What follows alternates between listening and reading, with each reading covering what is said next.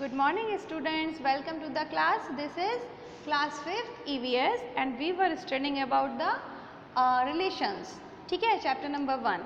तो कल हमने क्या पढ़ लिया था कि बड़ी बड़ी फैमिलीज़ की तुलना में स्मॉल फैमिलीज़ आजकल ज़्यादा देखते हैं हम, और उसका रीज़न भी हमने पढ़ लिया था कि माइग्रेशन, स्कार्सिटी ऑफ स्पेस, और तीसरा हमने पढ़ा था हैबिट्स, बिहेवियर, ये भी सबका डिफरेंट होता है, इसीलिए भी थोड़े लोग जो होते हैं वो अपनी बिग फैमिलीज़ की जगह छोटी छोटी फैमिलीज़ में अलग अलग रहना पसंद करते हैं. ठीक है, फिर अब हम पढ़ेंगे आज पेज नंबर 7 पे shifting from place to place.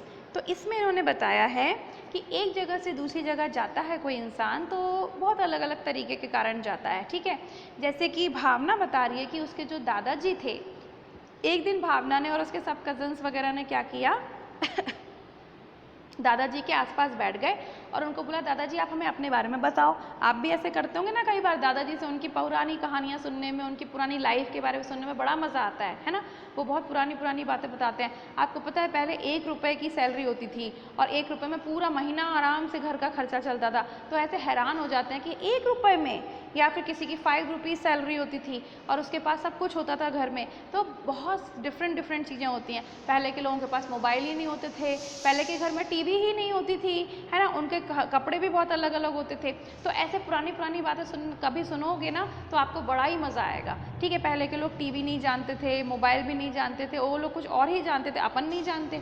तो हम पहले के बारे में नहीं जानते, वो हमारे बारे में कम जानते थे, तो बड़े मज़े आते हैं, है ना. तो कभी ऐसा करना आप भी अपने दादाजी के साथ या दादी जी, कोई भी घर में नाना नानी दादा दादी कोई भी हो, तो उनको बोलना कि हमें आपके टाइम के बारे में बताओ कि आप कैसे पढ़ते थे, कैसे कपड़े पहनते थे, और आपके घर में क्या क्या चीज़ें होती थी, और आपकी सैलरी कितनी होती थी. बहुत मज़ा आएगा. ठीक है, तो ऐसे ही एक दिन भावना ने किया, तो ये अपने दादाजी के साथ सब लोग वैसे ही बैठ गए. तो दादाजी ने बताया कि भाई वो तो पाकिस्तान में रहते थे, पाकिस्तान में लाहौर में. ठीक है, तो जब पार्टीशन हुआ, सब बच्चों को पता ही होगा कि हमारे को इंडिपेंडेंट हम कब हुए थे, 15 अगस्त को हुए थे. इसलिए तो हम 15 अगस्त को इंडिपेंडेंस डे मनाते हैं. पहले हमारे देश में अंग्रेज लोग थे, ब्रिटिश वाले थे, और उन्होंने हमारे को बहुत परेशान भी किया था. फिर गांधी जी, नेहरू जी, सुभाष चंद्र बोस, भगत सिंह, बहुत सारे लोग जो फ्रीडम फाइटर्स थे, उन्होंने उनको यहाँ से भगा दिया जैसे भी करके. ठीक है, वो सब आप हिस्ट्री में पढ़ोगे बाद में किसने क्या किया. ठीक है, तो तब हमें आज़ादी मिल गई थी. और लेकिन जब वो लोग यहाँ से गए थे तो हमारे पूरे इंडिया को 2 पार्ट्स में डिवाइड कर दिया गया था. इंडिया बना दिया और एक पाकिस्तान. मतलब इंडिया तो था ही, तो उसका एक पार्ट अलग कर दिया था और उसको पाकिस्तान बोल दिया था. बहुत सारे लोग ऐसा चाहते थे कि भाई हमको दूसरे देश में रहना है, हमारा देश अलग करो. तो ज़्यादातर मुस्लिम्स वहाँ चले गए थे और ज़्यादातर हिंदूज़ इधर आ गए थे.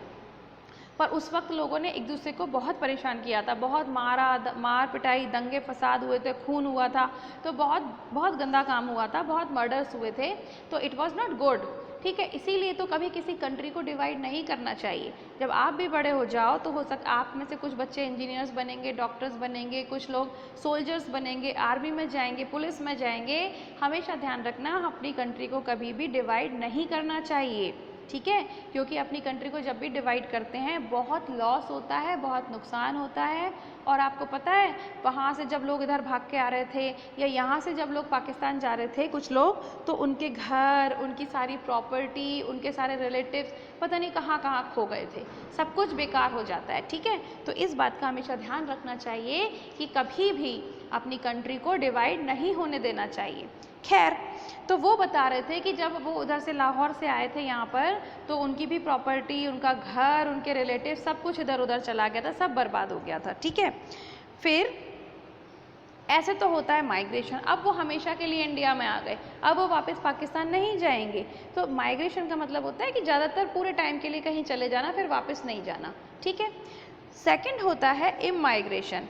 इमाइग्रेशन मतलब क्या होता है? इमाइग्रेशन मतलब जैसे कि भावना बोल रही है कि भाई उसके अंकल हैं, अब वो अमेरिका में रहते तो अमेरिका में, लेकिन वो कभी कभी आ जाते हैं घर पे मिलने के लिए सबसे. तो ऐसा होता है ना, जैसे किसी आपके घर में भी बहुत लोग होंगे जो कि कभी अमेरिका में या फिर ऑस्ट्रेलिया में कहीं पर भी बाहर रहते होंगे आउट ऑफ इंडिया, लेकिन वो साल भर में 1 साल 2 साल में आपसे मिलने आते होंगे. तो इसको कहते हैं इमाइग्रेशन. ठीक है, तो एक वर्ड तो था माइग्रेशन और दूसरा जो वर्ड आया वो इमाइग्रेशन. इमाइग्रेशन में क्या होता है? First was migration. ठीक है ना, इसमें हमेशा के लिए एक जगह से दूसरी जगह शिफ्ट हो जाते हैं. सेकंड आया अपने पास इमाइग्रेशन। इमाइग्रेशन मतलब ठीक है किसी दूसरी जगह रहते हैं बट बीच बीच में हम मिलने के लिए आते हैं। थर्ड होता है ट्रांसफ़र। ट्रांसफ़र तो आपको पता ही होगा कि भाई कहीं कोई नौकरी करने कहीं गया तो उसकी कंपनी ने उसे थोड़े दिन के लिए यहाँ रख दिया जयपुर में, फिर थोड़े दिन बाद बोल दिया कि भाई आप 3 साल आप उदयपुर में रह के आ जाओ, फिर उदयपुर से उठा के उसको बोला कि चलो भाई अब आपको मुंबई जाना है। तो ऐसे थोड़े थोड़े दिन के लिए कहीं कहीं पर रहना उसको क्या कहते हैं? ट्रांसफ़र। ठीक है, तो थर्ड हो जाता है ट्रांसफ़र। ठीक, अब नेक्स्ट एक और चीज़ होती है जो कि बहुत इंपॉर्टेंट है।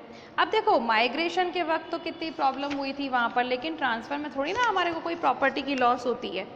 एक और जो चीज़ें हैं दो इम्पॉर्टेंट वो हैं, वो मैं आपको समझा के फिर मैं आपको नेक्स्ट बाद में पढ़ाऊँगी। फोर्थ, एक होता है डिस्प्लेसमेंट और एक होता है डिमोलिशन।